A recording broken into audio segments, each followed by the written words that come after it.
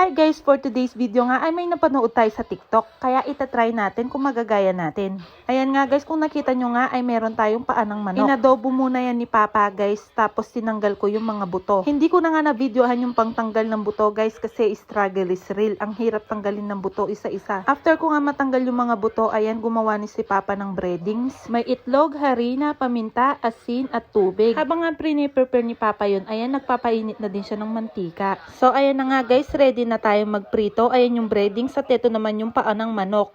Boneless paa ng manok. Bago nyo nga ito ibabad sa breading, balutin nyo muna ng harina yung paa ng manok. Tapos dapat konti lang yung breading guys. Ito pa nga yung isa nating ulam guys. Pritong liempo na minarinade sa toyo at lemon. So let's go guys, magpirito na tayo. Mabilis nga din itong maluto guys. Dahil nga nahihirapan ako kanina magtanggal ng buto. Kaya pati yung daliri nasasama. Kaya tignan nyo yung mga finished product guys, hindi naman mukhang paa ng manok. Pero paa ng manok yan guys, hindi lang halata. Ang sarap nga guys, tapos isawsaw mo sa sukang maanghang.